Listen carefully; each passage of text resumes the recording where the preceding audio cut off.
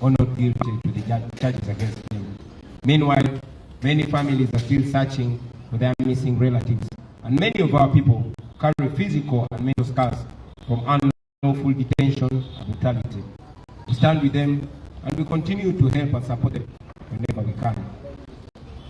With all this impunity, comrades, as we start 2026, I think we all realize the size and nature of monster that we must bring down come 15 January 2026. We must therefore reflect deeply and honestly about the phase that our struggle for a new Uganda is now at. Uganda is rich in people and resources, and yet millions of its citizens live in total poverty. This is not because they lack capacity to transform their lives, no, but it's because they have lacked accountable leadership for so long a time. Last year, we continued to suffer under the regime that has already spent 40 years suppressing our right to exist as dignified human beings in our country. They are concentrating power and wealth in the hands of a very few people. Elections remain neither free nor fair. Corruption and abuse of office are going on and they are unpunished. And yet those who dare to expose them have paid a very heavy price. In July, our young people mobilized themselves to march against the shocking corruption at Parliament presided over by Speaker Anita Mao. Regime security officers responded by arresting, torturing, raping and sodomizing the young people in police custody. Many were charged with being public nuisances and they were sent to prison. State institutions like the police, the military and the Electoral Commission itself, which should protect the Constitution and the people, they choose instead to serve the interests of the regime. And instead of upholding the law fairly, they chose to selectively apply it against the people that are asking for a better country. We condemn in the strongest terms possible any attempt by those institutions to abandon their legal mandate and to hide behind guidelines or directives that are outside the law. No individual and no institution has the authority to override our Constitution. When the Electoral Commission, the police, or any other institution issues guidelines that contradict the law, we must then firmly reject them because those guidelines are illegal and they must be treated as such. As you all know, we are in the last 2 weeks of our presidential campaign. So far, we have faced the ongoing brutality and the interference from the regime. We have been intimidated, we've been tear gassed, we've been pepper sprayed and beaten. Our supporters are attacked and killed. The injustices go on. We are blocked from towns. We are blocked from using the main roads. We are being blocked from campaigning in some districts. And the injustices are countless. And yet everywhere we've gone, the reception from the people has been overwhelmingly positive. Millions of Ugandans have turned out to welcome us and to assert their readiness to reclaim the country and to start a new Uganda. One of our greatest achievements during the ongoing campaigns has been the reawakening of our people across the country.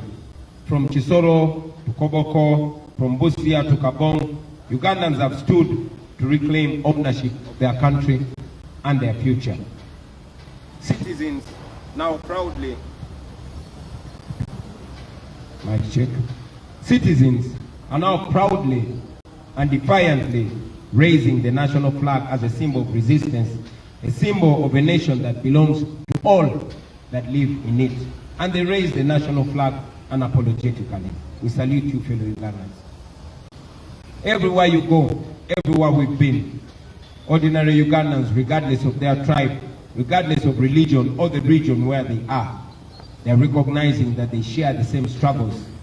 The bad and impassable roads, the low access to green electricity, underfunded public schools, health centers without medicines and staff, and the crashing cost of living. A market vendor in Nakawa a farmer in Jinja, a teacher in Moroto, a youth in Chiruhura, all those Ugandans understand that their suffering is caused not by their neighbors, but by a corrupt and unjust system that has failed to serve them. This awakening, this new love for our country, and this new love for one another is an achievement that we take so much pride in this campaign so far. It shows that Ugandans now see each other as brothers and sisters, facing the same challenges and indeed deserving the same dignity. Throughout this campaign, we have not only exposed the failures of the current regime, but we also continue to explain in simple and clear terms what a new Uganda will look like under the NUP government, truly elected by the people of Uganda. As we approach the 15th of January, our message remains clear. Change will not be just about changing faces, but national systems and priorities as well. In our detailed campaign manifesto, it is shown that in a new Uganda, the following should be expected. We should expect an end to human rights violations and a return to constitutionalism in its purest form. 2, security forces that protect citizens and uphold the rule of law fairly. 3, independent and professional institutions of state. 4, and this is very important, 0 tolerance to corruption. 5, free quality public education to give our children a fair shot at life like they deserve in 2026.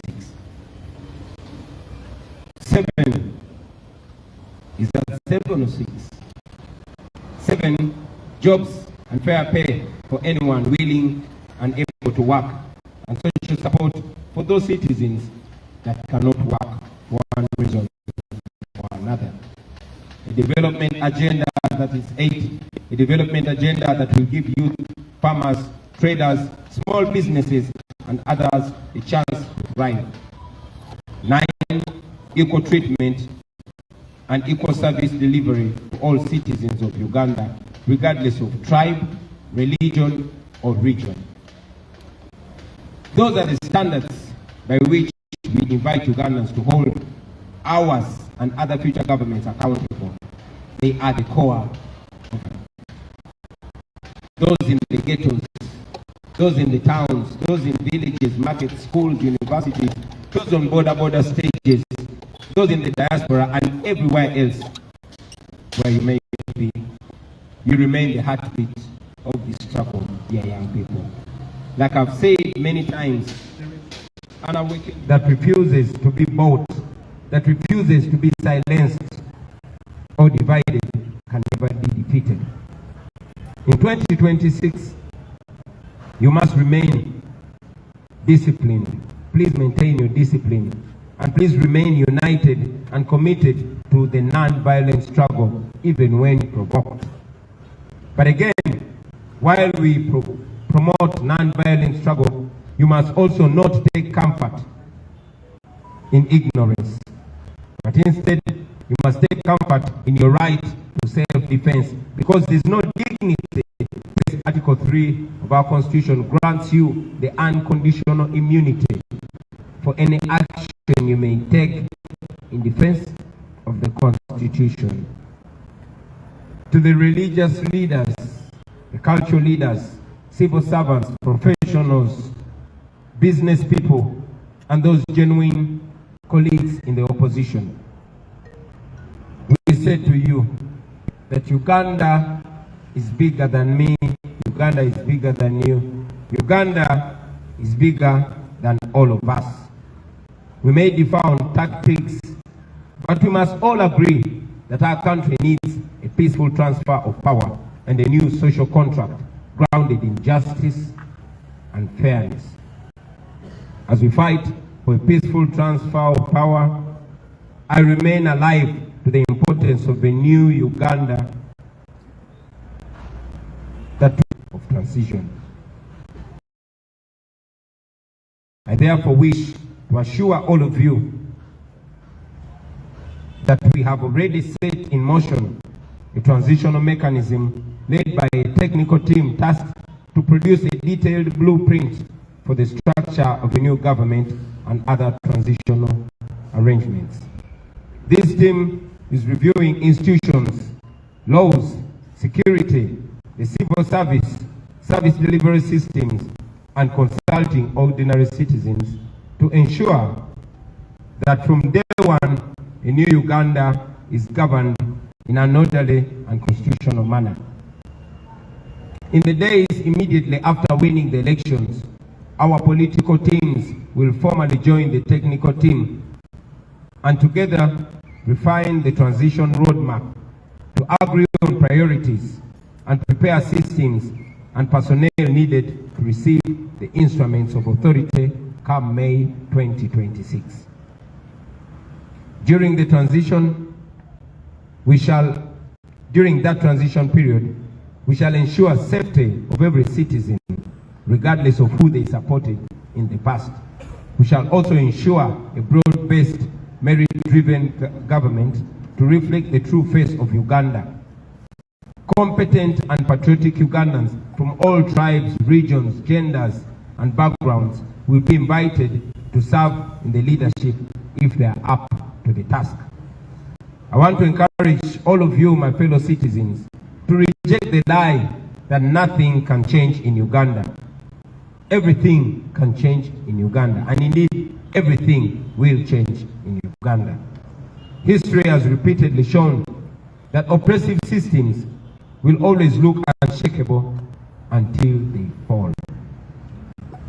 Every act of courage, every sacrifice, every truth spoken in the face of fear brings us closer to the new Uganda that we all dream of. Even those who defend the regime and do its dirty work, they know deep down inside that the present situation in Uganda can simply not go on forever. So let us reject the lies. Let us reject the tribalism. Let us reject hatred and division. Let us stand together and continue to document every single abuse against the people of Uganda. Let us continue to support the political prisoners, those that are harmed, those that are damaged, and their families too. Comrades, we must prepare for every eventuality in the coming election. This includes the possibility that the internet will be switched off. I therefore, at this juncture, want to encourage all of us, once again, to download the BitChat app now. This BitChat app is what we are going to use to communicate without internet and without mobile network. The more people that have BitChat app, the more effective its use will be in the coming days.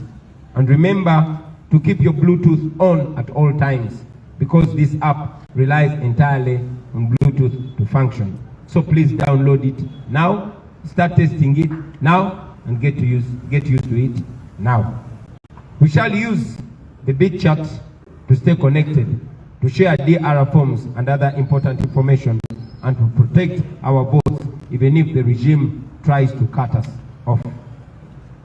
As I conclude, ladies and gentlemen, I want to remind all of us that January, the election of January, is a protest vote in its purest form. Millions of us should prepare to turn up and vote in order to overwhelm the dictator in the ballot box. If it happened to Marcos of Philippines in 1986, the year that Museveni took over our country, and if it happened to Yahya Jammeh of Gambia in 2016, then it can surely happen to Museveni in 2026. I don't know if you know the similarity of 1986, 2016, and 2026. Mark that and use it. See, comrades, the change that we seek will not come from guns or violence. It comes from the will of the people who express themselves peacefully through elections. That is why those who fear the people have perfected ways of stealing elections, Sometimes they steal them openly, and in other cases, they steal them quietly, step by step, between the polling station and the tally center. They stuff ballot boxes with pre-ticked ballots. They use more than one counting. They use more than one ballot to known supporters of the dictator. They manipulate the counting, skipping or repeating the numbers to erase the victories of those that of those that are winning and inflate theirs who are losing. Many times they also alter the figures on the DR forms along the journey between the polling station to the district tally center. And that is why I call upon all of you comrades to defend your vote with every energy, with every wisdom, and with every courage that you have left in you. Be at the polling station as early as 5 or 6 in the morning. Those who stuff ballots, they do it very early in the morning before most voters turn up. Your presence will therefore be the first line defense against ballot stuffing. Now, after casting your ballot, after voting, please listen to this in capital letters. Stay at the polling station. The law allows you to stay 20 meters away from the polling table. Stay there and observe the rest of the process calmly and attentively. And we've always encouraged you, we continue to encourage you to use your camera. Even if the internet might be switched off, please use the camera and document on video everything that will be going on at the polling station. Please keep your eyes wide open at all times. When the counting ends and the results are declared, please remember that the law is on your side. Remember that. The Presidential Elections Act requires that once the counting ends, a copy of the DR form, and DR means Declaration of Results. So the law requires that a copy of the DR form must be immediately posted and displayed in a very visible place at the polling station for public view. Insist that the presiding officer at your polling station does this. Insist that the presiding officer, wherever you're voting from, pins a copy of the Declaration of Results form at the polling station, and please take a picture of it using your phone. Once the DR form is displayed, let as many of you keep and share that picture. We'll find a way that I might not talk about now of putting and bringing them all together. Now, to our polling agents and other volunteers, the law also allows you to escort the DR forms and sealed ballot paper boxes as they are transported from the polling station to the sub-county or division headquarters, where our agents will already be waiting and watching closely. We encourage you to please escort them, especially you, our brothers and sisters from the border community. Section 58 of the Presidential Elections Act requires all returning officers to electronically share with us in real time copies of each and every return form, tally sheet, and DR form. As soon as they shall have completed the addition of the votes in their respective areas of operation, we shall expect them to strictly comply with this provision of the law. Now, comrades, should the regime attempt to steal our victory, demand for it. Mukabanje. It is allowed in the law. Our constitution guarantees your right to assemble, your right to march, and your right to demonstrate in case they rig election. Do exactly that without waiting for mine or for any other leader's order. Mukanonye, mukalonde, mukakume, era mukabanje. Now, I want to remind all of you, fellow Ugandans, especially you that are skeptical about your right, those of you that are doubting their right in Uganda. Uganda was not built by cowards. This country was shaped by men and women who refused to accept injustice as a destiny. Every generation of Ugandans has been tested, and every time they're tested, the people have answered back firmly. In the 1920s, the Bataka movement rose when Ugandans were being pushed off their land and told to obey quietly. They refused, they organized, they resisted, and they won. They declared that no system, foreign or local, has the right to turn the citizens into beggars or into slaves on their own soil. In the 1940s, the African farmers said no to the exploitation through the Uganda African Farmers Union. They challenged the economic oppression head-on. They taught us that poverty imposed by injustice is itself a form of violence and must be confronted, resisted, and defeated. In 1953, the colonial government exiled the Kabaka, and they believed that fear would break the people of Uganda. But Ugandans responded with mass resistance. The Kabaka crisis showed us that authority without legitimacy will always collapse under the heavy weight of popular resistance and defiance. And when the time came for independence, Ugandans, our forefathers and mothers, did not ask politely for freedom. They demanded for it. They sacrificed for it. They paid a price for it. But ultimately, they achieved it. Independence was won through courage, not through fear. It was won through unity, not through division. It was won through unrelenting pressure from the people. Now, friends, especially you, the young people, I want you to know that that is our inheritance. Those people that stood firmly are our forefathers and our foremothers, and their blood is running in our veins. We are them in the current state, and we must not be intimidated. They stood and fought. They were less educated than us. They did not have technology. They were less informed than us, but they stood, they resisted, and they won. But today, that inheritance is being stolen from us. The promise of independence has been hijacked by a small group which rules us through fear, through corruption, and through the abuse of state power. Land is stolen, elections are manipulated, youth are brutalized, women are raped, and even men are raped as a way of humiliating them.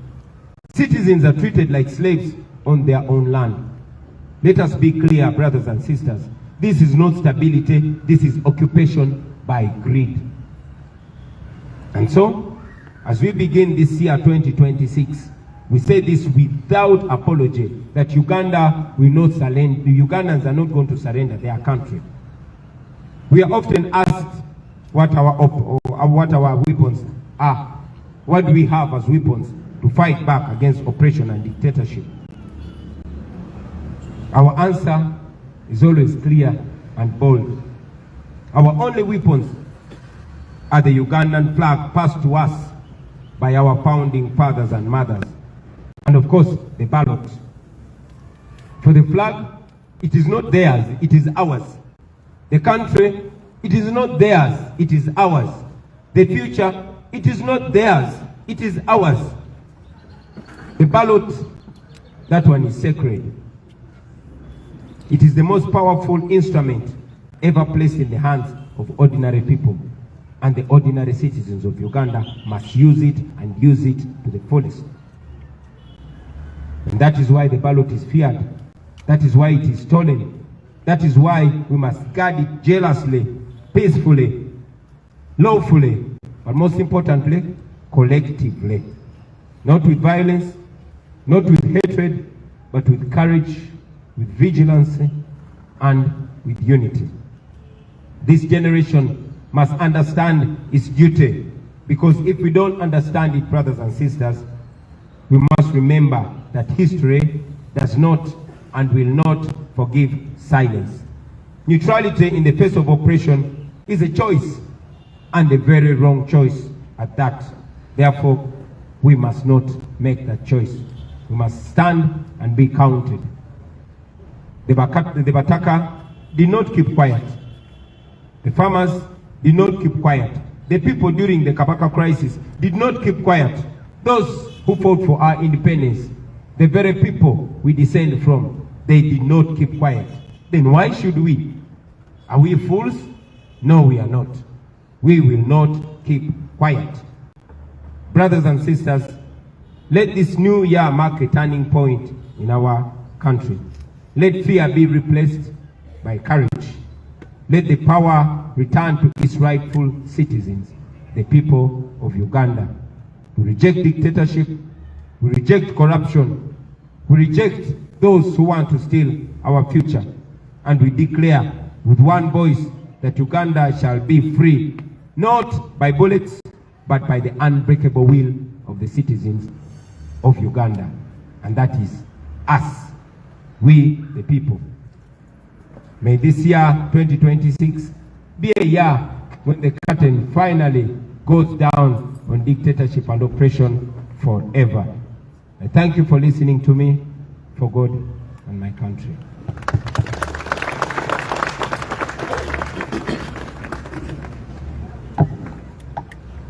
Thank you very much. Oh, this microphone sounds much better, but the other one helped me speak in more bass. So I'll take 5 questions from you, dear journalists, and we shall call it a wrap.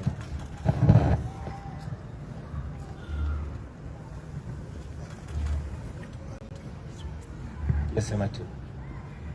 Yes, sir, Mr. President, tandyagadde okumanya message yo eriki eri eggwanga ku nsonga ya meeja omu yavuddeyo n'agamba nti Uganda flag bwe banaagikwatira mu dduuka ly'omuntu oba awantu wonna gunaaba musango era abanaaba baziwanise baakuvunaanibwa.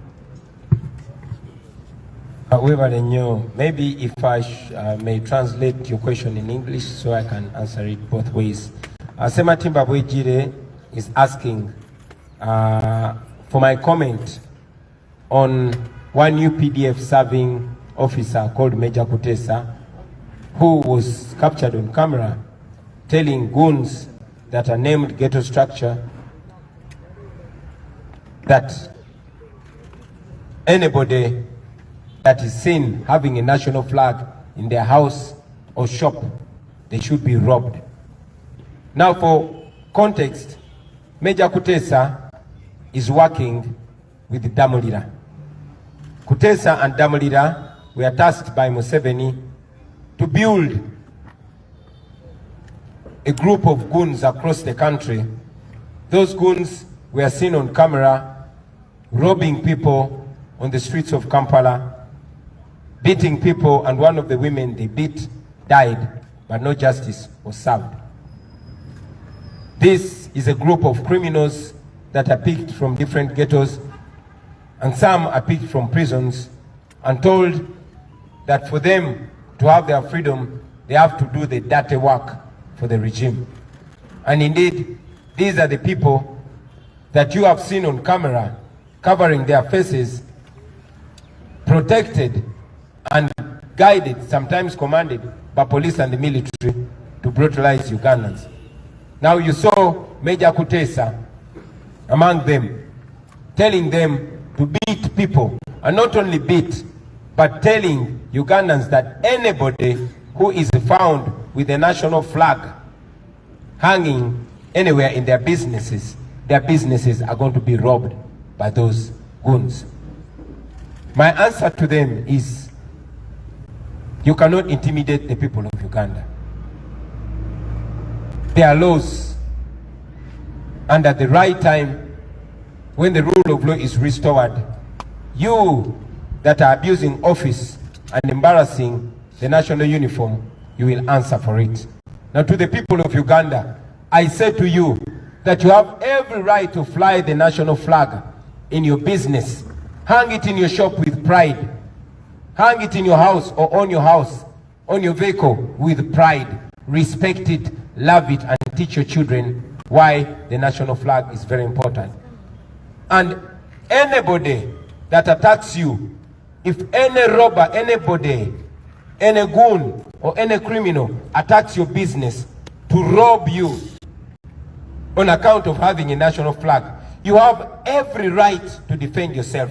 And I call upon the people of Uganda to stand together and defend their fellow Ugandans whose businesses are being raided and attacked and robbed by thugs and criminals. You have every right to defend yourself with anything you can land your hands on. Kino kanchide mu Luganda.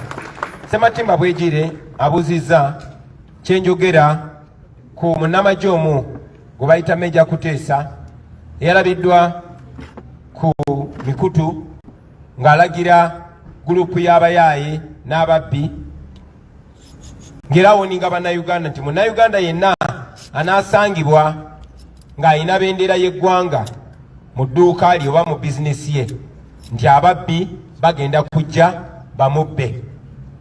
Mpozi okukibakubira mu tooki n'okukyangaza obulungi, Meja Emma Kuteesa musirikale w'eggwanga erya UPDF ali ku ddaala lya Meja. Naye Kuteesa ne Christopher Damulira balina omulimu gwe badde bakolera Museveni nga beetoolola eggwanga lyonna nga bagenda mu biseguusi oba mu ghetto ez'enjawulo nga bakuŋŋaanya abamenyi b'amateeka, ababbi n'abakozi b'ebikolobero. Abamu bagenda mu makomera ne babajjayo ne babasuubiza nti singa banaakolera gavumenti ya Museveni emisango emirimu egyo emikyafu egiri egy'omu okutulugunya abantu, okuba abantu naddala ba opposition, bajja kuba tebalina musango era gavumenti ejja bakuuma. Era be bayaaye n'ababbi n'abatemu be mwalabako nga Museveni agenda okwewandiisa nga bayita mu kibuga nga banyagulula abantu, nga bakuba abantu. Omukyalo omu gwe bakuba yafa n'okufa. Mu be banyagulula mwalimu ne Jessica Lupo, naye tewali musango gwonna gwe babagulako. Kaakati kubanga bannayuganda batandise okweyagalira mu bendera yaabwe, Meja Kuteesa yalabiddwako ng'akubye olukuŋŋaana ng'alina abo abayaaye ng'abalagira ng'erawoninga bannayuganda ti munnayuganda yenna anaasangibwa ng'alina bendera y'eggwanga mu bizinesi ye tibagenda munyagulula. Kino kye ŋŋamba Meja Kuteesa n'eddamulira n'abo be bakolera ti mmwe abali ku likodi nga muvugumaganya yunifoomu y'amagye g'eggwanga nga mulagira abamenyi b'amateeka okola ebikolobero, njagala mumanye ti kino tekikoma kati. Ku kiseera ekituufu ng'enfuga ey'amateeka eddiziddwawo mu Uganda mujja kwanukulira ebikolobero bye muli mukola kubanga biri documented ku kamera. Era njagala n'okulabula abaana ba ghetto abali eyo bwe bakozesa mu butamanya ti abo babakozesa ne bajja kumala babasuule mu kinnya. Sobi mwalaba kye bakola Zebula ne kye bakoze bannaffe abalala bangi nnyo. Mu kiseera kye kimu njagala okutuusa obubaka eri bannayuganda mwenna abatulaba. Okusookera ddala ddembe lyammwe, sina ddembe naye buvunaanyizibwa bwaffe okwagala bendera yaffe, ogyeyagaliramu, okugyagaza abantu, okugiwa ekitiibwa n'ogyenyumirizaamu. Era njagala okubasaba bendera y'eggwanga giteeke buli w'osobola mu nju yo, obeere ng'ogirabako ng'oddamu omwoyo gw'eggwanga, ogiyigiriza abaana bo, ogyagaza abaana bo, ogyagaza emikwano gyo, na buli atamanyi bendera ya ggwanga kyetegeeza gimuyigirize nti eno bendera si ya muntu, si ya kibiina kya bufuzi, wabula eno bendera ya ggwanga. Buli omu oba owagiraani oba ofaanana otya kasitoba ng'oli munnayuganda, eno bendera ogirinako omugabo gwe gumu era ekwesa ekitiibwa kye kimu. Mu kaseera ke kamu njagala okukunga bannayuganda mwenna abali eyo nti bwe mulaba omuntu yenna, omubbi yenna, omuzigu yenna oba omumenyi w'amateeka yenna ng'alumbye munnayuganda, ng'alumbye edduuka lya munnayuganda oba ennyumba ya munnayuganda, okulinyagulula kubanga alina bendera y'eggwanga, mumukoleko ng'amateeka bwe galagira. Ate oba tubakunga okuyamba bannayuganda bannammwe okubalwanirira n'okwerwanako ng'omubbi yenna abalumbye ne bw'aba tabalanga kubeera na bendera ya ggwanga. Naye ate omubbi omutemu alumba bizinesi yo ng'akulanga kwagala ggwanga lyo. Njagala obbakunga mwenna bannayuganda ne bwe baate balumbye bizinesi yo naye n'olaba ng'abayaaye ng'abatemu ng'ababbi balumbye bizinesi y'omuntu nga baginyagula olw'okwagala ensi ye, mwenna mwegatte mukole kyonna kye musobola okumutaasa n'okwerwanako kw'abo abatemu ababbi. Kwata kyonna ky'osobola nga Bannayuganda, amateeka gakukkiriza okwerwanako. Kiba kya busiru nnyo okuleka omumenyi w'amateeka, omutemu, omubbi okutulugunya Bannayuganda. To all of you Ugandans, it's unfortunate that the country is slowly but steadily being handed to criminals. When your safety, when your nation, when your security is in the hands of criminals, you have every right to defend yourself. In any case, the Constitution provides that you must use everything possible within you and around you to defend the Constitution and to defend yourself. So mwerwaneko mu ngeri yonna esoboka. Abo ababbi mubasobola, ekibabbisa kubanga tebalina maanyi na mutima gusobola kwekolerera. Oba tebasobola kwekolerera, tebasobola na kwerwanako, tebasobola na kubatulugunya. Mukolanga kye musobola kyonna. Okolanga ky'osobola kyonna Munnayuganda munnange, bw'olaba ng'omumenyi w'amateeka ng'alumba Munnayuganda munno olw'okubeera ne bendera. Nalabye n'omuyaaye omu ng'agamba tigwanaalaba ne bendera y'eggwanga bagenda mu kubambako nga mwenna Bannayuganda bannange. Bw'olaba ng'omuntu yenna, omutemu yonna omutuju yenna ng'alumbye owa boodabooda amukuba amutulugunya olw'okubeera ne bendera, nze mbakunga muvangayo ne mutaasa Munnayuganda oyo, kuba omuntu alina bendera olina omuwa ekitiibwa. Mu kiseera kye kimu kankozese ne guno omukisa okubakunga mwenna, tibogenda n'olaba bizinesi y'omuntu ng'alina bendera y'eggwanga. Mazima ne byatunda ne bw'oba tobyetaaga, baako ky'omugulako omuwagire olw'okwagala eggwanga lye. Owa boodabooda bwe baba nga bali babiri naye ng'omu omulaba ayagala nnyo eggwanga lye ng'ataddeko ne sitiika ya bendera ya Uganda oba ng'alina bendera ya Uganda, muwagire mwogere okwagisa abantu eggwanga lyabwe. Ne bw'oba tolina ssente waawe kiri mukubira ejjambo oba omugambe ekigambo ekimuzaamu amaanyi, mugambe weebale kwagala ggwanga lyo, ekyo kiyigirize n'omulala. Tewali agenda bayi kubayigiriza oba bakunga kwagala ggwanga lyammwe. Mulina eddembe ku ggwanga lyammwe, mulyagale. Bw'onooyagala eggwanga lyo ojja kufuna ensonga lwaki olirwanirira, lwaki okola ekituufu, lwaki okola enteekateeka ey'omugigi ogunaddako nagwo gweyagalire mu ggwanga lyo nga bw'olyagaliddemu. Eno bendera yammwe temukkiriza batiisatiisa, mulina obusobozi bwonna okugirwanirira era mugirwanirire kubanga bajjajjaffe abaagiteekawo kyekyo kye baatwagaliza. Thank you very much. Thank you. My name is Dr. Nicholas from BOBI TV. I have two questions. Yesterday, as your opponent, the President of Uganda, Yoweri Kaguta Museveni, he almost, as he was addressing the nation, he almost became the topic of the day. He talked about arresting your supporters in Mbarara, that you and the entire NUP members transport supporters from different places to other places. What would be your take on that? Thank you very much. Maybe before I answer your question, allow me to reiterate the last part of my message in English. I want to once again encourage fellow Ugandans not only to defend those that are being attacked for holding the national flag in high regard and having it in their businesses, but I encourage you, if you see somebody's shop and you see that person is a patriotic Ugandan flying the national flag proudly in their business, please support them even if you don't need what they are selling. If you see a border rider flying the national flag on their border, support them. Let this flag be something that brings us together even more. Make them feel proud of having the national flag. Now to respond to your question, General Museveni yesterday said that we transport our crowds with us. It's interesting, but again, I don't look at General Museveni with anger, I look at him with pity. We must all understand to be kind. I know that Curtis of his age is being fed by false intelligence. But I also know that Museveni is a chronicle liar. Now here is a man accusing us of the things that he actually does.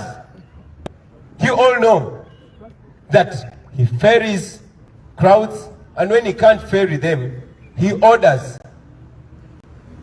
school head teachers, primary or secondary, to forcefully bring the pupils or students in his rally venues and dress them in yellow t-shirts. You've seen that everywhere. And even when they go there, they're not allowed to leave, not even for a short call, because he has to posture. You also know that the police and military has been closing roads on us, and where we've been allowed to pass, not more than 5 cars are always allowed to pass. So how are we transporting crowds? You notice that the police and military, even when we are moving in the dusty roads where they allow us to pass, they always stop borders from following us. You have been following. Every roadblock is meant to stop supporters, borders, who we don't even know where they're coming from, but they are joining us as a show of solidarity. They stop them in order to deny us crowds. But because he knows everywhere we reach, there are crowds of people that are yearning for a message of a new Uganda. So, like I said earlier, I don't want to be in the business of exchanging accusations with General Museveni. In our culture, we are taught to respect elders even when they don't respect themselves. Thank you. Thank you. My name is Ramson. I work with NBS TV. I have just 2 questions. You have encouraged Ugandans to stand up and vote overwhelmingly. I would like to have your take, the general assessment of the Electoral Commission's preparedness as we count days to the voting day. And the second question is about the rampant denominations by the Electoral Commission. What do you make of that? You know, how it is affecting the party? Looks like it's not about to stop. Yes, later. Thank you very much. First and foremost, the Electoral Commission is not independent. The Electoral Commission has descended into the arena. Started with the chairperson of the Electoral Commission coming out to attack our theme of this vote, protest vote, illegally and immorally. That showed that the Electoral Commission chairperson has a side. But again, he has gone ahead to ignore his mandate of being in charge of the election. The Electoral Commission is not in charge of this election. You have seen Museveni's son, Muhoozi, who hates the military, appointing himself as the spokesperson of the Electoral Commission. So just like in 1980, the 2026 election has been largely taken over by the military, but by the strong will of the people, we shall persevere. So about the readiness of Mr. Byabakama, that is his question to answer. But we say he is not to be trusted, the Electoral Commission is not to be trusted, but good enough, Article 1 of the Constitution places all power in the hands of the people of Uganda.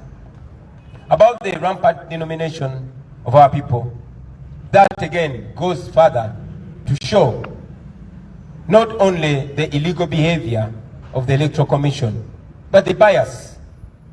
You have seen our brother Honorable Walukaga Matthias denominated. Even when the High Council, the Council for Higher Education, clearly indicated that he possessed the minimum qualification. But the one Rashande who stopped probably in P2 has not been denominated. The same has happened to 7 of our candidates, 8 now of our candidates being denominated across the country, leave alone those that were denied the nomination like Comrade Alupo Masse, you have seen that the Electoral Commission is being used by those that are in power. This is a very, very embarrassing move by the Electoral Commission. They think they're hurting us, but they're helping us expose themselves. You will notice that the Speaker of Parliament, Anita Among, ensured that the people that were running against her were denied the right to be nominated. The Deputy Speaker of Parliament made sure that those that were running against him are not nominated. The Vice President, same thing. The Prime Minister, same thing. The Finance Minister, Kasaija, same thing. So, you realize that this is a joke. But I want to assure Ugandans that as soon as we get to a new Uganda, as soon as the rule of law is restored, please wait for those by-elections. The people of Uganda deserve and indeed will have the right to vote for their leaders, and they will not have stooges imposed on them. We are taking the next question. Thank you. Thank you. My name is David from Daily Monitor. I'm asking about voter protection. Sorry, maybe before you ask that question, I will also add to that answer that shamelessly, some of the candidates have been coerced, others bought out to the tune of 500 million each. Imagine a government, imagine an old man in his 80s who prides himself in having fought for democracy, buying out candidates to the extent that some of our candidates were arrested, put in prison, and intimidated. Then they reached out to them in prison.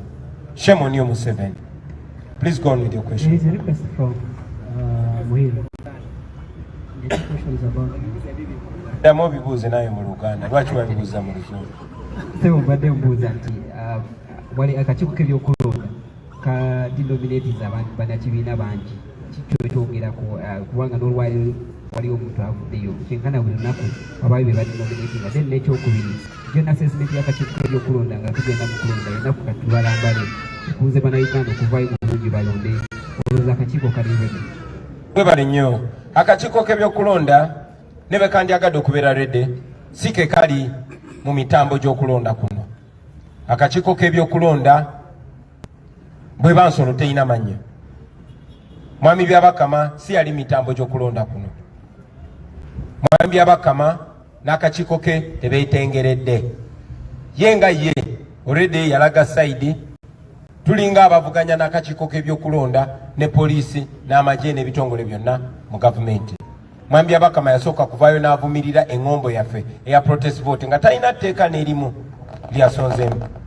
N'amala n'avaayo mu buswavu bw'ekitalo nga mulamuzi mulamba munnamateeka naye n'agamba ebyamateeka temubigoberera naye temubeerawo temukuuma akalulu kamwe. Mwami Byabakama gwe tulumiriza okubba akalulu kamwe. Ate ne mukama we Museveni yavaayoko n'agamba nti twegatta naye ne tubba obululu bwe. Kaakati Mwami Byabakama bw'oba tukulumiriza okubba akalulu nga ne boosi wo yali akulumirizaako, lwaki toyagala bannayuganda bakuuma akalulu kaabwe ate nga amateeka bwe gagamba? Gwe nga munnamateeka oyinza otya okugamba abantu nti amateeka temugagoberera just temujja. Ekyo tekijja kukola, tujja kukuuma akalulu kaffe. N'ekirala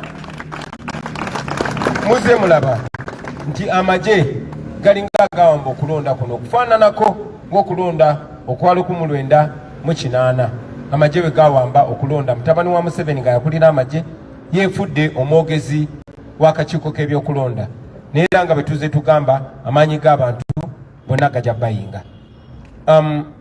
Obuuziza ne ku nsonga ey'okujja abakulembeze baffe ne bakandideti baffe abeesimbyewo ku lukalala. Ekyo nno kya buswavu. Muze mulaba ng'abantu baffe babajja ku lukalala. Mwalaba Honorable Mathias Walukaga bwe bamujja ku lukalala ne bagamba talina buyigirize bumala, ali ku university nga n'ekakiiko ak'okuntikka akekebejja ebyobuyigirize kawandiika ne kakakasa nti Walukaga alina obuyigirize obwetaaga okwesimbawo. Naye ne gy'asomera nabo ne bawandiika naye akakiiko k'ebyokulonda ko ne kagamba tasaanidde. Akakiiko ke kamu kakkiriza Lwasande eyakoma mu P2 okwewandiisa ne bamunominatinga agende yesimbewo kuba MP. Tekikomyawo mu kulonda kuno obuswavu bwongedde okulabika mu nkola ya mwami Byabakama n'akakiiko kakulemberako ebyokulonda. Abakungu bonna mu gavumenti ya Museveni yamulagira titebabaako ababeesimbako kubanga mu kulonda kwa 2021 bonna twabawangula ba vice president ba minister twala tugende. Kakati yatidde okuswala kuno kwe kusalawo di speaker we Anita Amongo ogwe mumanyi bulungi omubbi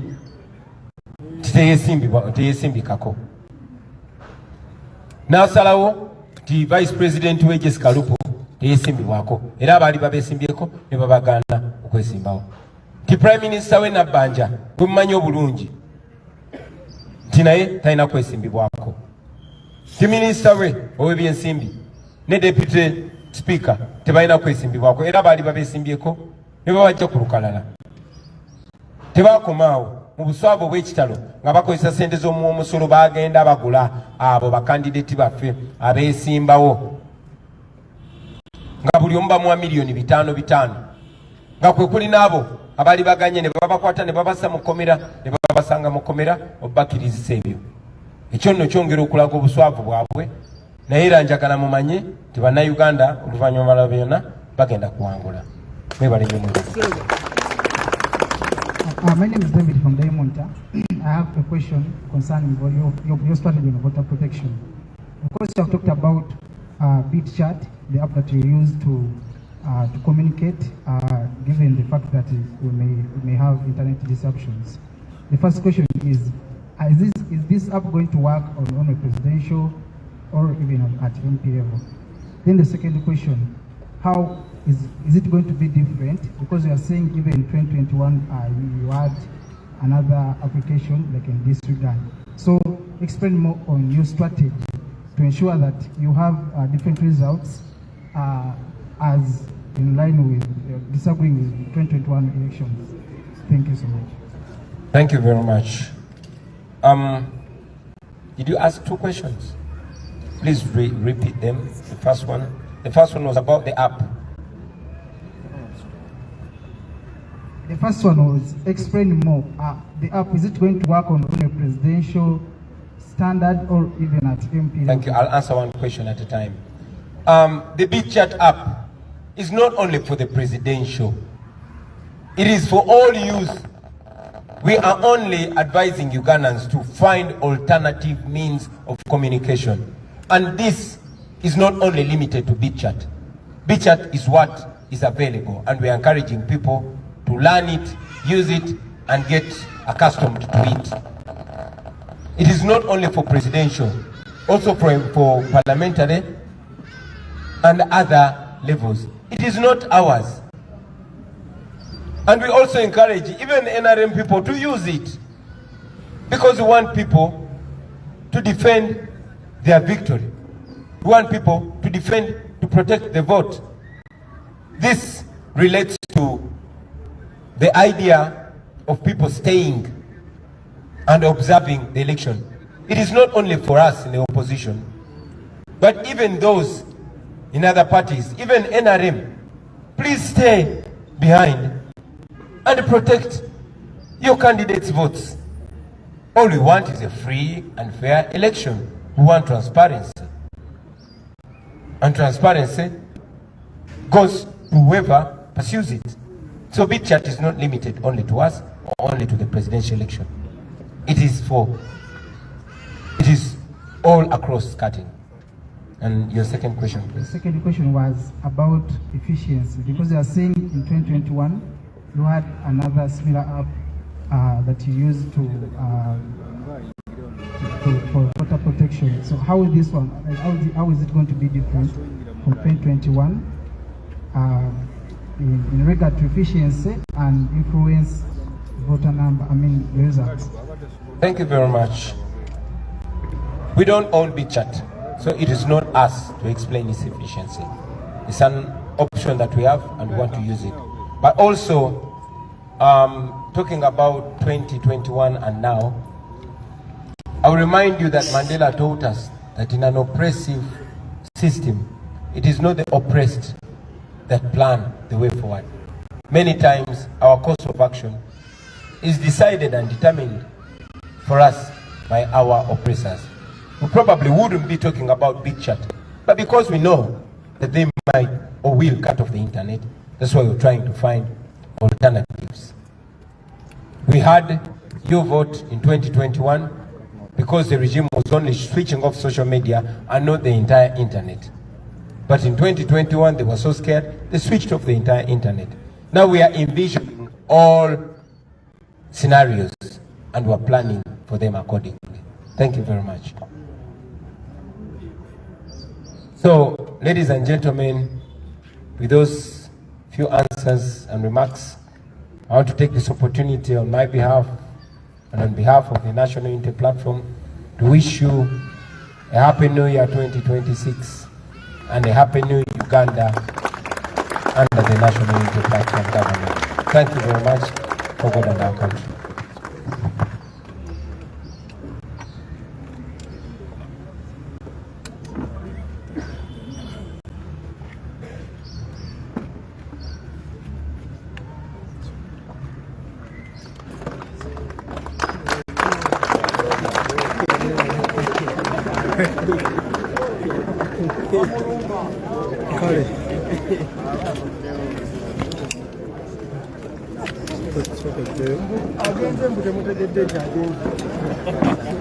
All right. Strictly comply with this provision of the law. Now, comrades, should the regime attempt to steal our victory, demand for it. Mukabanje. It is allowed in the law. Our constitution guarantees your right to assemble, your right to march, and your right to demonstrate in case a rigged election. Do exactly that without waiting for mine or for any other leaders. Mukakume, now I want to remind all of you, fellow Ugandans, especially you that are skeptical. Ogenda kubanga omenya ku nsonga era katusoke tumenye kusooka byonna. Njagala kusooka kwebaza omukulu kubanga ayanukudde mu ngeri tugiyite ya kidiplomati. Ayina engeri gyayanukudde ebintu ebimu oluusi nga obukulembeze biba bizibu okuddamu, naye ayina engeri gyabizeemu. Njagala kusooka n'ekimu ekisookeddwa ddala nti abakuuma ddembe okuvvoola eddembe ly'Abannayuganda. Ekyo ayina engeri gyakyogeddeko kye njagala okusookerako mu byonna, nti abakuuma ddembe balina records etali nnungi mu campaign zino. Ate nga bw'otunuulira campaign akakiiko k'ebyokulonda kazirangirira nga ziri independent, naye bw'otunuulira nti waliwo okukugirwa kwe njagala okwogerako, nti mu ntambula waliwo okukugirwa, mu ebifo ebiba bitegekeddwa nga bitongole abantu bano okuŋŋaaniramu olusi bisangibwa nga nabyo bikyusiddwa. Ekyongo kijjeeko enkola ey'okuba nti abantu beegazaanyiza mu kunoonya akalulu, nayo erabika nga teweereddwa mukisa. Abantu abasinga obungi beemulugunya, oba katugambe nti nga bw'olaba akalulu kano kaafuukanga tukayite eddwaniro wakati w'Abannayuganda ate n'ebitongole by'ebyokwerinda. Ate nga jjukira nti ekitongole ekikulembeddemu byonna ye poliisi. Poliisi eno esuubirwa okubanga mu kiseera kino ekuuma eddembe ly'Abannayuganda okusobola okunoonya akalulu obulungi wabulwewo okwekwasa. Naye kaakati bw'oba obitunuulidde Bannayuganda tebaweereddwa mukisa, ate waliwo sayidi endala ate nga yerina obuyinza gye ndaba nga ekozesezza katugiyite emikono gyayo gyonna esatu. Omukono ogusooka gwe gw'ekitongole ky'ebyokwerinda, omukono ogwokubiri gwe gwa ofiisi ey'obukulembeze, n'omukono omulala gwe gw'amateeka. Naye byonna bizingiddwa wamu ne biba nga bifugira mu sayidi etali nnungi, ku sayidi ey'okunoonya akalulu aka ekibiina ekimu. Mukulu Solomon bw'oba ng'olaba ensonga nga bwe zibadde olunaku olwajjo President Yoweri Museveni Kaguta naye yayogeddeko eri eggwanga n'agamba nti abantu bangi nnyo bazze bamugamba era n'ab'ebyokwerinda bamutegeeza nti omukulu Robert Kyagulanyi Ssentemu yatambula na motoka 200 okugenda wali eri mu saidi z'embalala okubanga akola kampeyini ze kitegeeza nti asomba abantu. Omukulu Robert Kyagulanyi Ssentemu alina engeri gyakimenyeemenyeemu n'agamba nti tuzze tulaba President Yoweri Museveni nga yasomba abantu n'emmotoka 200 in fact kyekyayogeddwa kiba kinene nga twalabyeko wano emmotoka ezakutte ejjaamu jjo olunaku lwonna nga bagamba mbu omukulu yabadde alina waafunye akatebe mu kkubaawo era nga bwe kyogerwa emu ku nkola ndowooza kati ebaddewo mulundi gwakubiri ng'owekitiibwa abeerako mu luguudo alina byakola naye ndowooza era twagirabako mu kisanja kiri ekyaggwa yali ku luguudo lw'Entebbe kati ku luno yabadde ku lw'e Masaka naye nga bw'otunuulira obulungi enkola eno kwegamba waliwo oludda olunyigiriziddwa kozi bagamba lwe luvuganya oludda oluvuganya ate kati omukono oguli mu gavumenti gwe gulunyigirizza ekitegeeza kati lukyali ludda luvuganya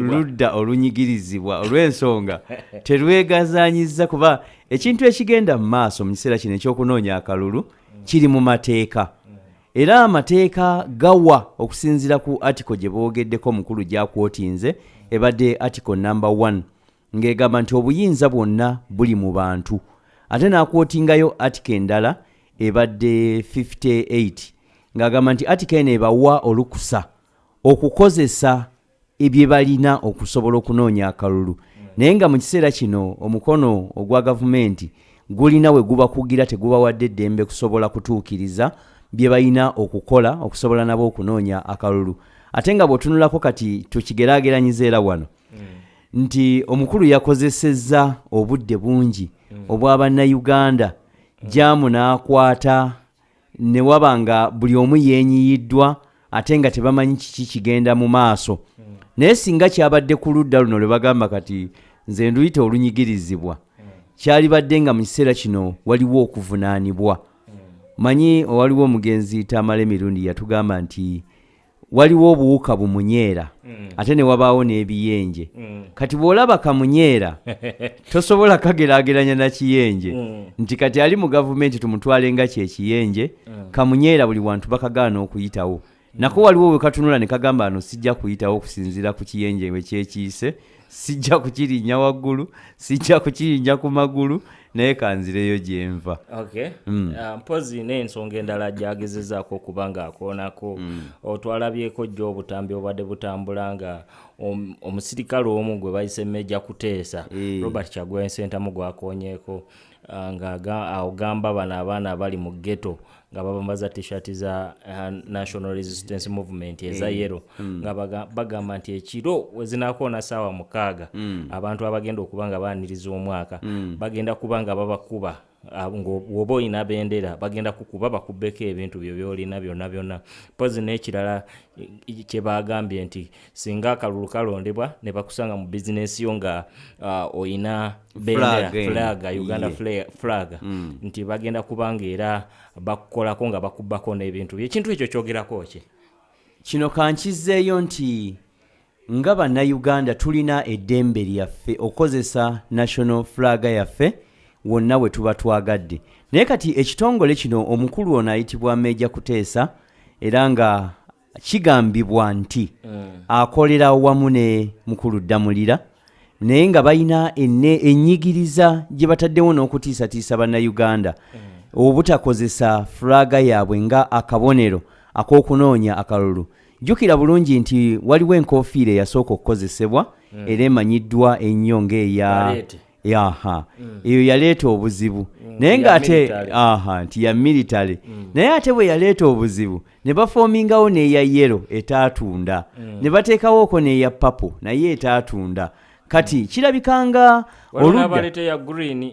waliwo n'eya green eyajja naye nayo kwegamba tezaalabika kwegamba kiringa ng'ekirabika nti abantu bano balina okwagala kwe balaze mu kiseera kino nga balaga oludda luno oluvuganya nti lusobola okubanunula. Tukkirize oba tugaane, waliwo emabegako awo nabadde ndaba amawulire nga ab'ekitongole ekinoonyereza ku buli bw'enguzi kinokoddeyo abantu be baawa ebintu nga President Museveni nga tebaabifuna. Naye kakati wano kikulaga bulazi nti ebitongole by'ebyokwerinda tebyalyetabye mu kutiisatiisa bantu lwa national flag. Era nze nkirabanga ekyokuswaza nti baali badde bawagira abantu kubanga emabegako waliwo ne koosi namba yali eteereddwawo okusomesa abantu okwengeri gye balina okwagalamu eggwanga lyabwe. Kati akamu ku kabonero akakyasinze obulungi ye national flag eno. Naye kati olw'okuba nti ate ezze mu kiseera kino kikulaga nti waliwo okutiisibwatiisibwa nti erina kukozesebwa sayidi eri. Singa yabadde sayidi eno kitegeeza nti yali badde bali ku mulamwa. Naye olw'okuba nti waliwo oludda oluvuganya lwe lugikozesezza, kyova olaba nti olwaleero bavuddeyo ebitongole by'okwerinda ne bigikozesa. Ate nga waliwo akalala omukulu Robert Kyagulanyi Ssentemu President kayogeddeko n'agamba nti waliwo n'abantu abazza agasango aganene nga baateekebwa mu mbuzi ekoggoba mu makomera, naye kigenza okuzuulibwa nga nabo baggibwayo bakole ebikolwa bino eby'okutulugunya bannayuganda n'okubatiisatiisa byayise ebyaddate bibajje ku mulamwa, naye nga si kyekyali badde ekituufu mu budde buno. Ekituufu kiri nti bendera ya Uganda nze kyenkyogerako erina okukozesebwa mu njuuyo ku mulimu gwo wonna w'ogyagala kubanga yakuweebwa nga ekyokukozesa ekyeggwanga lyo. Kiraga nti olina obuyinza ku ttaka lya Uganda. Mpozi n'ekirala waliwo abadde bakubaganyira ku birowoozo. Omuvubuka yavuddeyo n'agamba nti olaba bwe tuba tulina ebintu bye tukozesa nga biriko fulaga ya Uganda nga okugeza bwoba olina ekidduka ku namba plate kuliko fulaga ya Uganda. Bwe kiri. N'ekyo ekirala. Waliwo ne t-shirt ennaku zino ezibadde zifuluma nga ziriko bendera ya Uganda. Kuliko eya black, kuliko eya white, ze nakalabako. Mpozi n'amagye. Amagye ku poliisi kwano ku mikono kuliko batungirako fulaga ya Uganda. Then n'abantu abalala tubadde nga n'otuzigula nga tuziteeka mu offices zaffe. Tubadde tugitimbawo mu motoka yo ng'ovuga emabegako eri nga tebinnagira. In fact waliwo eyangulirako awo eya America n'engamba no siri mu America obudde buno. Sisaanye kwetimba ya America. N'enteekawo ko eya Uganda. So fakati ekyo babadde bagala kiwera poliisi. Balina etteeka lye babadde bayitamu nga bagamba nti fulaga ya Uganda etekkirizibwa kkubwa nkuba. N'abaana bajjeyo obutambi munnange nga President Museveni yennyini yali ali oba mu lukuŋŋaana lwe Luweero nga enkuba eri mu kufudemba naye nga fulaga tezisse wansi naye nga enkuba ezikuba. Oli n'avaayo n'agamba nti ku kya fulaga kyo muyino zikwata olw'ensonga nti ebiseera biri bye bagamba nti terina kukubibwa nkuba nti edda tekinologi yali mutono ku lwa inki. Inki nti mbu bagikolanga omulundi gumu nga zivaamu nekkala ng'enkuba bw'egikuba eyinza obutakola ki obutasigalawo.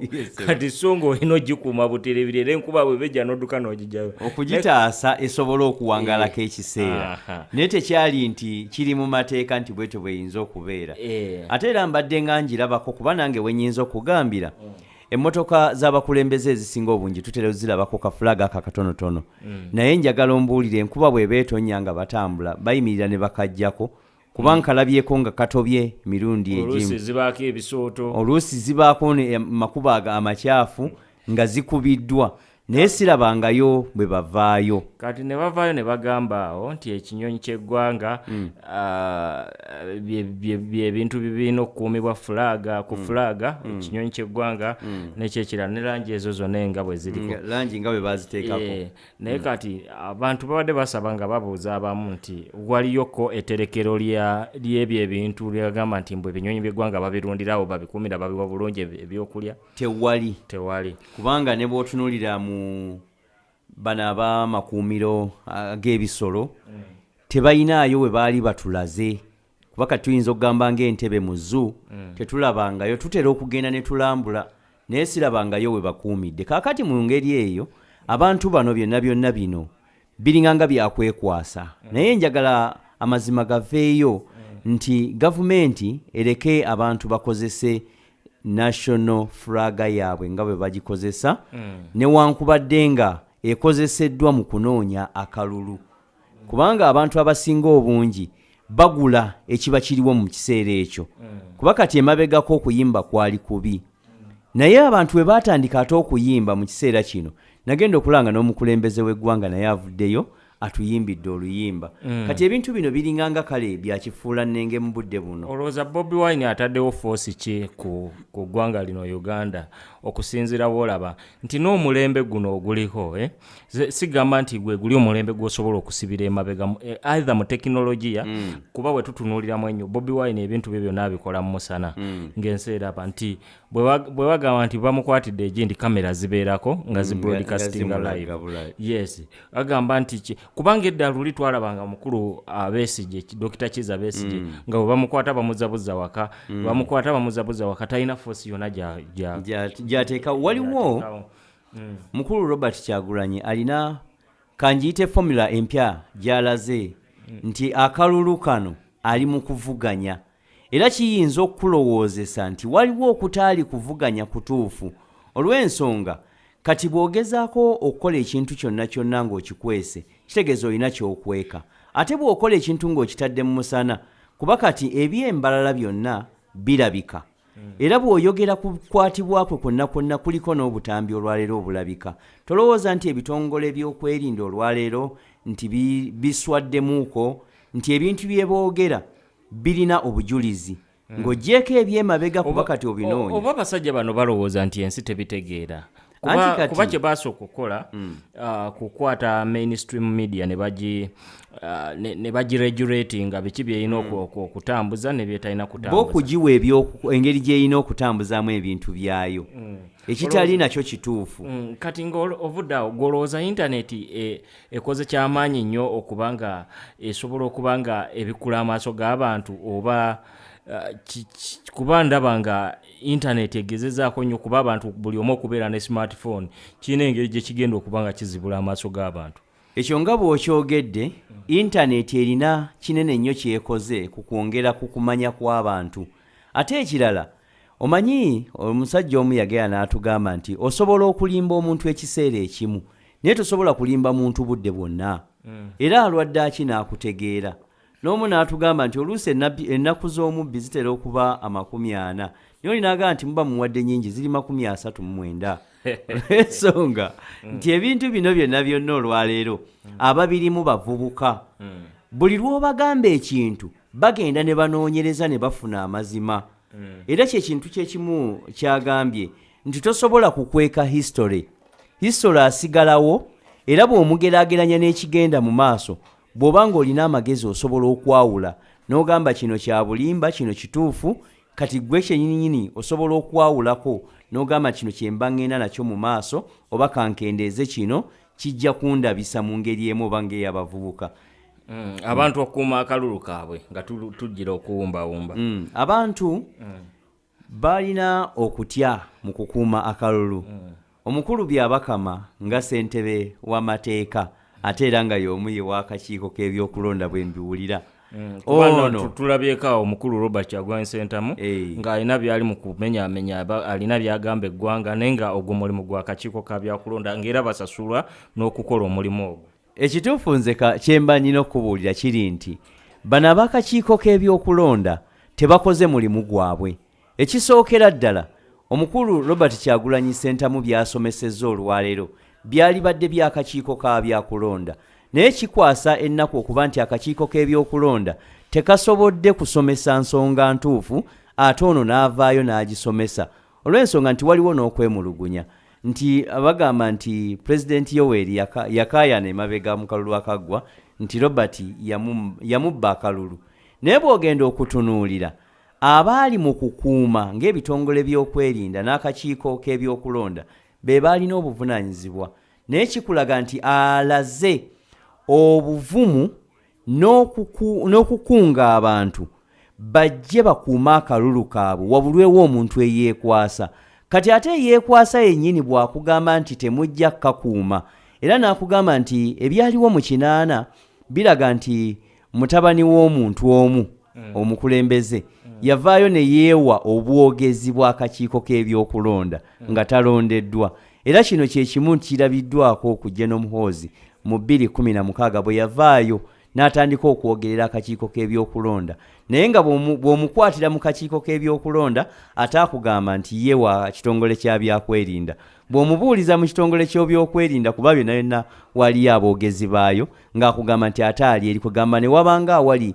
kazannyirizi naye ng'ekituufu kyo kiri nti abantu balambuluddwa bulungi ku ki kye balina okukola naddala ng'etteeka bwe libalagira omuntu alagirwa okubeera meters 20 okuva wali awali emmeeza ey'ebyokulonda nti era kimuwa constitution yemuwa obuyinza obwo okubanga yeekuumira akalulu ke ate bano ne bateekawo mu moto yaabwe gye bagambye nti kanoonye kalonde ate kakuume era okabanje ng'era byonna mwebiri mu constitution ebyo tebiri mu constitution mwebiri okay kuba okunoonya akalulu okukampeininga yes then okulonda to vote ya kituufu okukuuma akalulu nakyo kiri kwezo meters 2 ga byonna byayogerwako naye kati ate akakiiko kati ate era constitution yennyini mulimu akawaayiro akagamba bw'olabanga omuntu yenna ng'agezaako okumenya etteeka mu constitution nga mmwe bannayuganda bannansi muyina okufuba okulaba aitha nga mumenya ku tteeka musobole okuzzaawo constitution eyo gikuuma etteeka lya constitution nga liyimiridde waakiri mufuba mukozese ennyo naye ate wemunaamalirizanga okutereeza ebyo oba agency yonna oba poliisi oba biki okulaba nga eyonoona bwe munaamalizanga okuzzaawo mufube okulaba nga muteekawo okuvunaana abo ababadde bakikolera abamenya amateeka okuba nga constitution eyo etambula bulungi kituufu nti bw'otunuulira constitution yo yennyini ate munnayuganda yalina okugikuuma era yalina okugoberera etteeka lino okulaba nga tebalimenya batuwaddeko ekyokulabirako nti waliwo bingi ebyamenyebwa naye ate nga bwe byateekebwamu constitution mu kiseera ekyo byalagirwa nga byebikuuma constitution okubeerawo oli atugambye nti etteeka ly'ekisanja ne liggibwako ate ne liweebwa abakuumaddembe okuuma nga liggibwako naye ate nga lyagamba likuumibwe omuntu yenna obutaddamu kulizannyirako kakati kitegeeza nti mu mulundi guno abavubuka abali 80% bayimukiddemu okussisa Uganda amateeka gayo okusobola okugakuuma kuba wabaddewo obulagajjavu ndowooza katugambe nti obaffe bamuzeeyi kinvinvi twazingira emikono emabega amateeka gonna buli kimu tukiraba kigenda ne tuzingira emikono emabega kati ono ye bw'ayimukiddemu azuukusizza bavubuka banne era ne bagattibwako ne social media eno okusobola okulaba nga mu butuufu amateeka gakuumibwa ate n'amazima gasobola okulabika ababaka ba NRM abali unopposed mu parliament omukulu nayewo abakonyeeko nnyo bw'otunuulira omukulu prime minister Robina Nabbanja yaze unopposed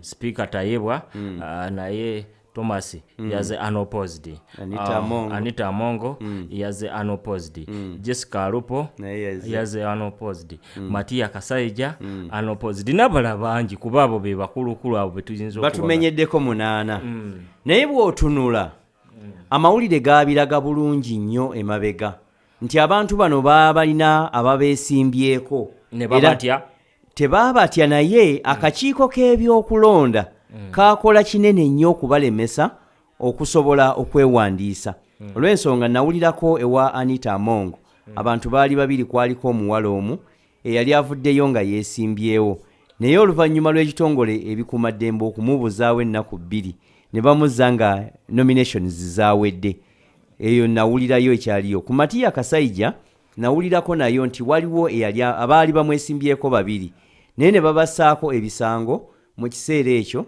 era ebyabalemesa kati ate omukyala Robina Nabbanja naye ekyaliwo bagamba nti abantu abajja okumuvuganya baabawa obukadde 5 ne babalagira babiveeko bassa ekyo bajja kufuna emisango gye babassaako kati ne batasobola kutuukiriza kigendererwa kyabwe Okay.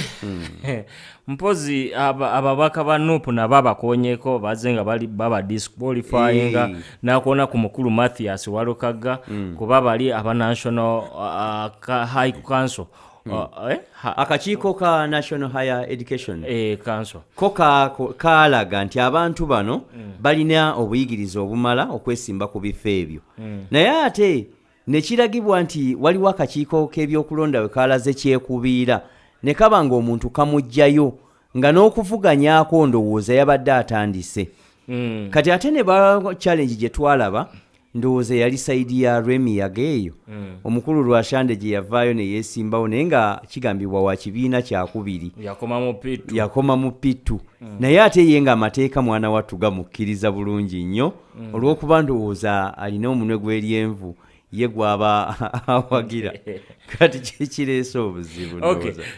Tusuubire ki nga 15 January kuba kati ennaku kati wasigaddeyo mbale 15 kyenjagala kulonda tusuubira akalulu kano of course nina okulonda nange eddembe lyange njagala kalonda njagala kakuuma era njagala kabanja nina okabanja lwansonga nze nina akalulu kamu naye saagala kafe nga sitegedde ki ekigenda mu maaso olw'ensonga ebintu bino bazze babitunyumiza mu kinaana babba obululu ate ne bivaamu entalo ate mu kino naye ng'ate ebintu bino bibeera mu mazima constitution eno esobola okukuumibwa bulungi ne watabaawo na butabanguko njagala kubuuza singa omuntu alonda akalulu ke n'akakuuma n'akabanja ne bakabala ng'alaba olutalo luvaawa naye ate omuntu singa alonda akalulu ke n'akugirwa era n'atuuka eyo ne bamulangirira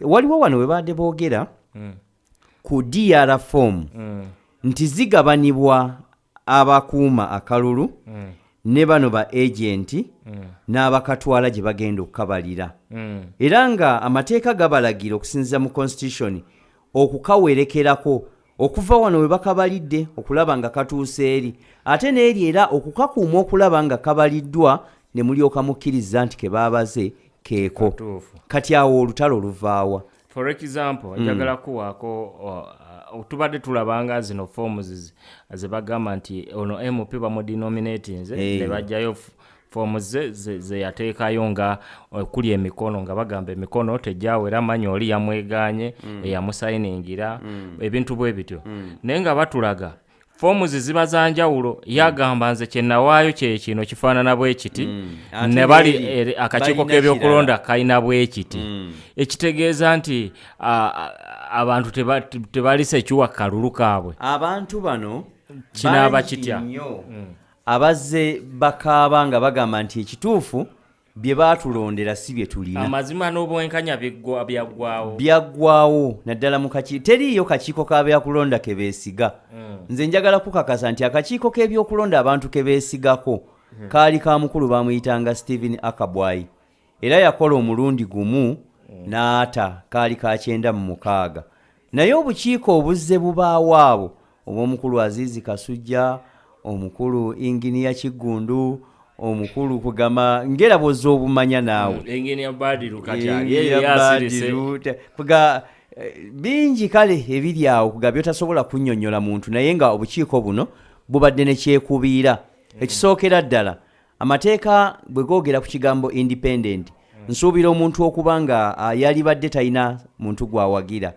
naye bw'ogenda okutunuulira omuntu ali independent ate ng'alina omuntu gwawagira kitegeeza nti oluusi oyinza butamusuubira kubaamu n'amazima mu bintu byagenda kulangirira kyali badde nga tulabira ku nsi ezitulinaanye ne tugamba nti ensi ya Kenya bakola batya ensi ya Tanzania bakola batya naye Uganda ekyalina olugendo luwanvu nnyo okukula mu byokulonda mu kukyusa obukulembeze ate nga tulabira ku byafaayo era omukulu bw'abadde amaliriza agambye nti ebyafaayo tosobola kubikyusa naye ebyafaayo abamusomesawo asobola okuyigiriza kiki olina okukola nga kyekituufu ali ng'owumbawumba nga tuwumbawumba bubaka ki bwowa abantu naddala bali ku Mega Promotions TV obubaka bwe njagala okuwa abantu nti bw'obeera nga kyokola kiri mu mateeka kikole mu butuufu bwakyo era ekiseera eky'eggwanga lino okulaba nti obukulembeze buno bukozesebwa oba bukyusibwa mu mazima kyekiseera kyekino kuba tukkirize oba tugaane Oweekitiibwa Pulezidenti w'eggwanga ali mu kisanja kya 7 naye ate abamwesimbyeko balagibwanga abatalina kye basobola kukola naye nzijukira bulungi nnyo nti naye bwe yali ajja mu buyinza yali tamanyi kyakkola naye kyemmanyi nti omuntu bw'atuula mu ntebe abaako ne by'alina okugoberera kati bannayuganda mulimu gwammwe okukozesa akalulu kammwe okufuna kye mwetaaga era bannayuganda tuli ba mirundi 2 oba 3 nti buli muntu alina kyanoonya okufuna mu kalulu kano waliwo abanoonya okukyusaako waliwo abanoonya okukuumira obukulembeze obubaddeko mu buyinza naye waliwo bingi bye tulina okubaganyako ebirowoozo awo wakati w'obukulembeze obubaddeko wakati w'obukulembeze obuli mu opposition ate ekirala tusooka ne twebuuza ebitongole by'okwerinda ne gavumenti eri mu buyinza bijjawo amaanyi ate ag'okuvumirira abantu bano ababivuganya mbadde nti byali badde bibawa obukuumi byo birinda bulinzi ani ajja anga byo birinda ani ajja olw'ensonga olwaleero oli bw'atwala obukulembeze njagala kugeza nga Trump bwe yabutwala ng'abujja ku Biden ate nga babadde waliwo eyagambye awo nti eno si America eno Uganda kituufu era na Uganda eruubirirwa kutuuka nga America bw'ekyusa obukulembeze bwayo kubanga ekyatukozesa constitution tekyali kimuli kyakuteeka mu ggwanga lyaffe wabula twakola constitution nga lyebbago ery'amateeka gonna eririna okukuumibwa okulaba nga terimenyebwa kati tulina okulikozesa gye bayita exercise okulaba nga likola omanyi ne bwe bakugulira emmotoka nga mpya ne bagikuteerawo okumala omwaka naye bw'otavaayo kugivugamu tosobola kumanya oba ekola oba tekola kati ffe naffe tulekerawo okugamba nti constitution yakolebwa ku muntu y'omu ate omuntu y'omu yalina okugiggalawo kiringa ng'ekyobumenyi bw'amateeka yali mu kugikwatakwata era y'omu yaba anti kabanga akantu ke nti yakeekolera akaliga ke n'akasala n'akalya paka ku mukiro ogusembayo kati okay bwe tubadde olunaku olwaleero tujja kuba nga tujja nga twongerako ebirala mpola okulabikira ddala nga tubawo ekyo kye musinga okuba nga mwagala tubasaba okuba nga mutusubscribingako ku YouTube nate era n'okushayalinga tubeere ng'ensonga tuzikwasaganya bulungi naffe mutuwe ku maanyi mu baganda baffe mwebale nnyo mwebalire ddala era tubaagala nnyo